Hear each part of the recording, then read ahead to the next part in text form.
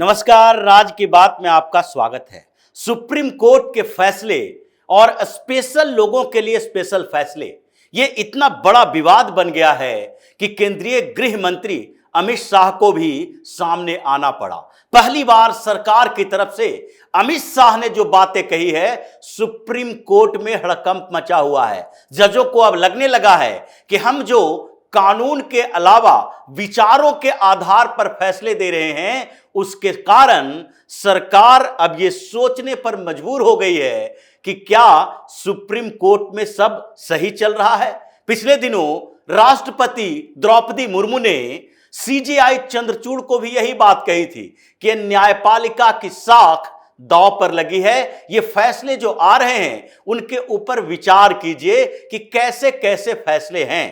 कभी technical reason को एक वैचारिक आधार आयाम बना दिया जाता है और फिर फैसले दे दिए जाते हैं। कभी ऐसा होता है कि सरकार के खिलाफ कुछ याचिकाएं दायर की जाती है और उन याचिकाओं के रिलेवेंस को देखे बिना उस पर सुनवाई शुरू हो जाती है। यहां सुप्रीम कोर्ट में जो चल रहा है उस पर लोग सवाल उठा रहे हैं। अब सरकार भी इस बात पर मंथन कर रही है कि सुप्रीम कोर्ट के जजों के सिलेक्शन प्रोसेस में कोई गड़बड़ी तो नहीं है।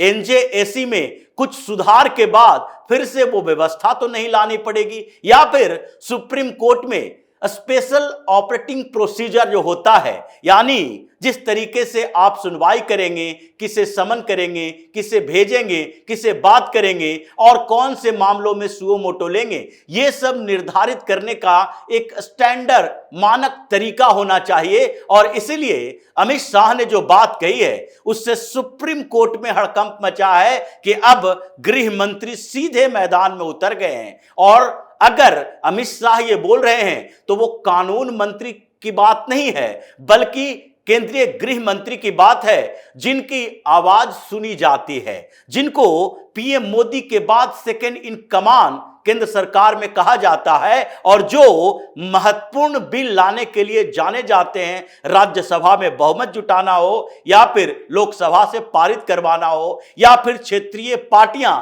जो कि एनडी अलायंस का पार्टनर नहीं है, नहीं एनडीए का पार्टनर है, उसकी सहमति लेना, या फिर बिल का ड्राफ्ट ऐसे तैयार करना जिससे एनडी अलायंस को भी ये सोचने पर मजबूर होना पड़े कि हम या तो बायकॉट करेंगे या फिर इसके समर्थन में जाएंगे।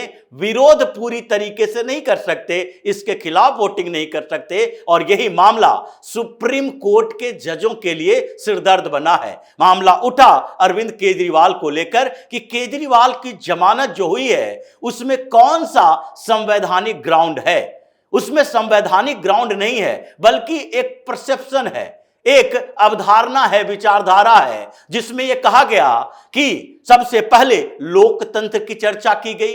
लोकतंत्र बेसिक स्ट्रक्चर का पार्ट है, आधारभूत संरचना का हिस्सा है संविधान का। इसलिए लोकतंत्र पर सुप्रीम कोर्ट की ऑथोरिटी है, सुपरमेसी है कि वो जैसे चाहे वैसे लोकतंत्र को परिभाषित करे और साथ ही लोकतंत्र की व्याख्या करे। अब लोकतंत्र की बात आते ही उसमें चुनाव की बात आ गई कि चुनाव लोकतंत्र का अहम हिस्सा है। और जब चुनाव की बात आएगी तो नेताओं की बात आएगी, क्योंकि चुनाव तो नेता ही लड़ते हैं, राजनीतिक पार्टियां लड़ती है। और जब राजनीतिक पार्टियों की बात आएगी तो सारी पार्टियों की चर्चा नहीं होगी, ये तय किया जाएगा। वो भी एक अवधारणा विचार है कि तय किया जाएगा कि कौन राजनीतिक पार्टी है जो कितने मजबूत स्थिति में है और किसका समर्थन करने से हमारे पक्ष में या विपक्ष में चर्चाएं जाएगी, या फिर हमारे ऊपर जो ठप्पा लगेगा उससे हम कैसे बचें।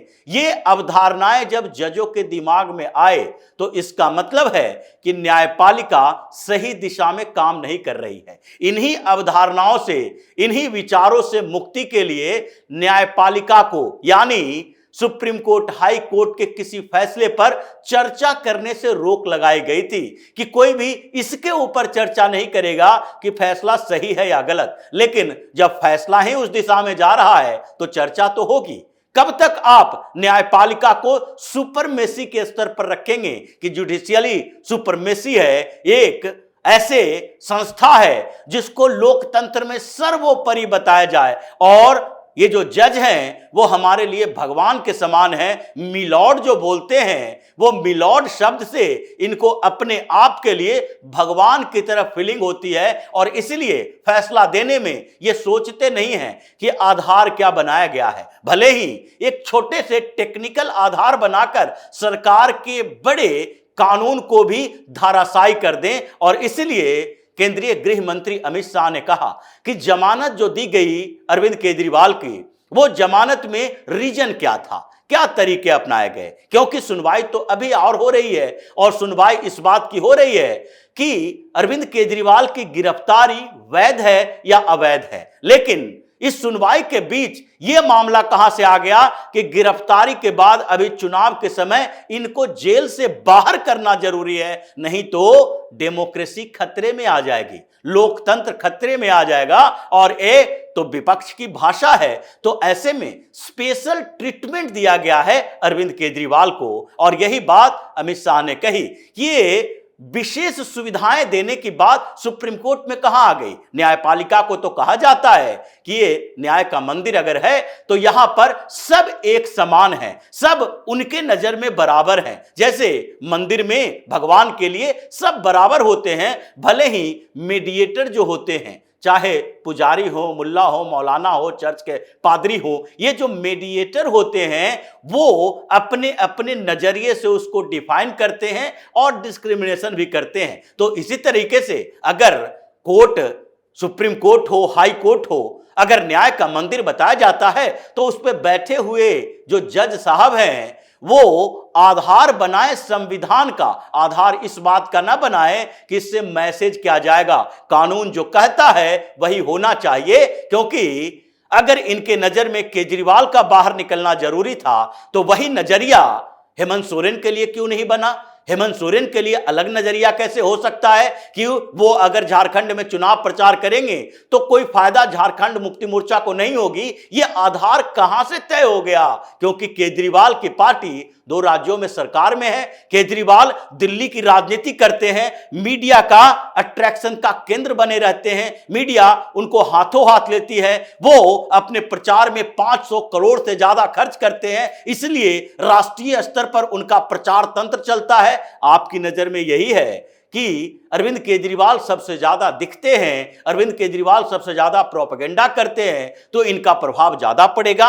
यह सवाल उठा, और इसके साथ ही सवाल उन फैसलों पर भी उठा जो इन दिनों 4-4, 5-5 फैसले सुप्रीम कोर्ट ने दिए हैं, अलग अलग छोटे मोटे टेक्निकल रीजन से। जैसे परवीर पुरकास्ट का मामला ही देख लीजिए, जिसमें सुप्रीम कोर्ट ने परवीर पुरकास्ट न्यूज क्लिक का एडिटर इन चीफ, उसको क्लीन चिट दे दिया इस बात के लिए कि उनकी गिरफ्तारी अवैध तरीके से की गई। क्यों अवैध क्यों है यह सबूत नहीं बता रहा। अवैध इसलिए है क्योंकि जो रिमांड का पेपर था उसमें यह जिक्र नहीं किया गया कि कैसे उनको किस आधार पर गिरफ्तार किया गया है, लेकिन 8000 पेज के चार्जशीट में जो पुलिस ने आधार बताया, क्या उसे भूल गए कि यूएपीए के तहत गिरफ्तार किया गया है, अनलॉफुल एक्टिविटी प्रिवेंशन एक्ट के तहत, जिसमें जमानत की तो बात ही नहीं हो सकती। ये देशद्रोही व्यक्ति है, क्योंकि जो प्रूफ सामने रखे गए हैं उसमें देशद्रोह के आरोप इसके ऊपर एक एक करके लगाए गए हैं। ये वही व्यक्ति है जो कि कश्मीर को भारत का हिस्सा मानने से मना करने वाले प्रोपेगेंडा को चलाता है। ये वही व्यक्ति है जो चीन के फंड से,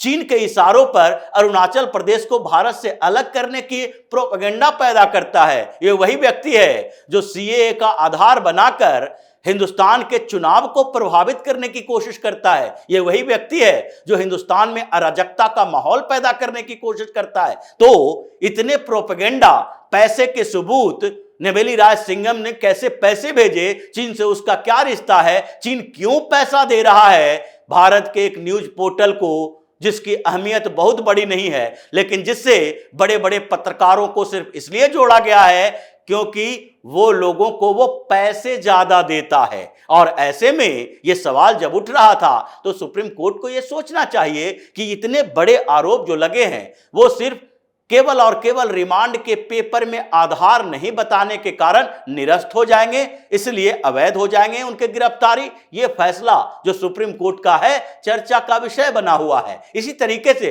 पिछले दिनों कई ऐसे फैसले आए, उसमें से इलेक्टोरल बॉन्ड को लेकर भी पीएम मोदी ने भी कहा था कि सुप्रीम कोर्ट ने व्यवस्था को नहीं देखा, ट्रांसपेरेंसी को नहीं देखा, यह नहीं देखा कि इससे चुनाव में ब्लैक मनी कैसे ज्यादा सर्कुलेट होगा। बस एक टेक्निकल रीजन, क्या टेक्निकल रीजन कि राइट टू इंफॉर्मेशन एक्ट के खिलाफ है, आरटीआई के खिलाफ है ये, क्योंकि इसमें सूचनाएं गुप्त रखी जाएगी। तो वोटिंग का राइट भी गुप्त रखी जाती है। कोई वोट देता है, मतदान करता है तो वो भी गुप्त मतदान कहा जाता है। कल कोई आकर ये याचिका दायर करेगा और कहेगा कि राइट टू इंफॉर्मेशन एक्ट के खिलाफ है, क्योंकि आप जब मतदान करने आ रहे हैं तो सबको बता के जाना पड़ेगा कि हम इस पार्टी को वोट दे रहे हैं, क्योंकि इससे कंफ्यूजन पैदा हो जाता है। आप किसी और को वोट दे रहे हो, ईवीएम पर सवाल उठ रहा है और वो वोट किसी और को जा रहा है, तो ऐसे ही हाथ खड़ा करके काउंटिंग कर लें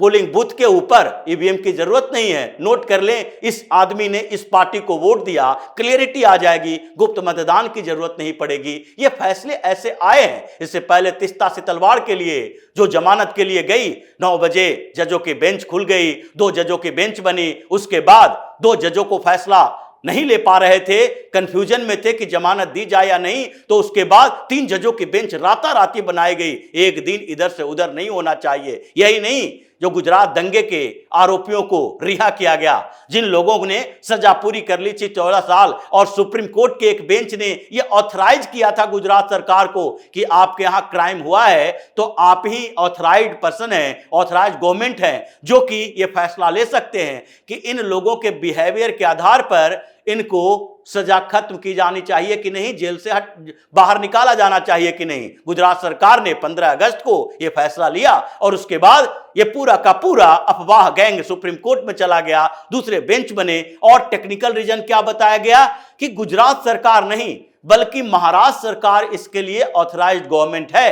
गुजरात सरकार में वहां तो क्राइम हुआ, लेकिन ये जो क्राइम हुआ उसमें बॉम्बे हाईकोर्ट में इस मामले को ट्रांसफर किया गया, इसलिए महाराष्ट्र की सरकार बन गई। तो सुप्रीम कोर्ट ने ही तो कहा था कि गुजरात की सरकार है जो एप्रोप्रिएट गवर्नमेंट है, जो कि इस पर फैसला लेगी। उसमें भी एक टेक्निकल रीजन, ऐसा नहीं कहा गया कि अगर सजा पूरी हो चुकी है, 14 साल से ज्यादा कोई सजा भुगत चुका है और उसको आजीवन कारावास हुए है, तो ऐसे मामलों में सुप्रीम कोर्ट ये नहीं कह सकता कि सरकार अगर चाहे तो उसके व्यवहार को देखते हुए उसके आगे की सजा खत्म कर सकती है, उसे जेल से रिहा किया जा सकता है। ये तो कई मामलों में हुआ है, 1-2 मामलों में नहीं। अभी आनंद मोहन के मामले में भी हुआ, जबकि उसमें एक संशोधन किया गया, क्योंकि उसने पब्लिक सर्वेंट की हत्या का आरोप लगा था आनंद मोहन के ऊपर, फिर भी रिहाई तो हुई। और उस अमेंडमेंट के बावजूद भी सुप्रीम कोर्ट कुछ नहीं कर पाया। उस समय राजद और जदयू की सरकार हुआ करती थी बिहार के अंदर, बाद में नीतीश कुमार ने पलटी मारी, भारतीय जनता पार्टी के साथ आ गए, लेकिन उस समय से यह विवाद चला, कहां कुछ हुआ। तो ये जो सेलेक्टिव फैसले हैं, सेलेक्टिव तरीके हैं, नजरिया के आधार पर जो सुप्रीम कोर्ट फैसले दे रही है, उसमें अब अमित शाह ने सीधे तौर पर जजों को हड़का दिया है। पीएम मोदी ने पिछली बार इलेक्टोरल बॉन्ड पर यही बात कह दी थी। मतलब साफ है कि अब 4 जून के बाद कुछ बड़ा होने वाला है। कॉलेजियम सिस्टम और कॉलेजियम से बने जज, ये दोनों पर सवाल इतने उठ रहे हैं कि अब सिलेक्शन प्रोसेस पर ये ध्यान दिया जाने लगा है कि इसके सिलेक्शन का प्रोसेस बदला जाए। ये फैसले जो सुप्रीम कोर्ट और हाई कोर्ट में आते हैं, ये लोअर कोर्ट के फैसलों पर इतना सवाल क्यों नहीं उठते, ये हायर जुडिशियरी के फैसलों पर सवाल क्यों उठते हैं? क्योंकि हायर जुडिशियरी में अपॉइंटमेंट कॉलेजियम के थ्रू होता है, लोअर जुडिशियरी में अपॉइंटमेंट जो होता है वो कंपटीशन के थ्रू होता है। वहां पर जो मजिस्ट्रेट से डिस्ट्रिक्ट जज तक बनते हैं वो कॉम्पिटिटिव एग्जाम देकर आते हैं, वहां पिक नहीं किया जाता है। इसलिए समस्या है और इस समस्या पर अब सरकार देख रही है कि क्या क्या सुधार न्यायपालिका में किया जाना चाहिए। इसलिए परेशानी सुप्रीम कोर्ट के अंदर भी है, जजों के अंदर भी है कि अब कॉलेजियम खत्म हो गया तो ये जुडिशरी में जो वंशवाद चल रहा है, 3-3 पीढ़ी से जज बन रहे हैं, वो कैसे बन पाएंगे। फिर तो सबके लिए ये दरवाजा खुल जाएगा और फिर दरवाजा खुला नहीं कि व्यवस्थाएं बदल जाएगी। और यही चिंता सुप्रीम कोर्ट में जाहिर की जा रही है, चर्चा की जा रही है। तो इसी तरह की खबरों के साथ फिर से हाजिर होंगे, तब तक के लिए बने रहिए हमारे साथ और देते रहिए हमें सहयोग, ताकि इसी तरह की खबर हम आपके लाते रहें। धन्यवाद।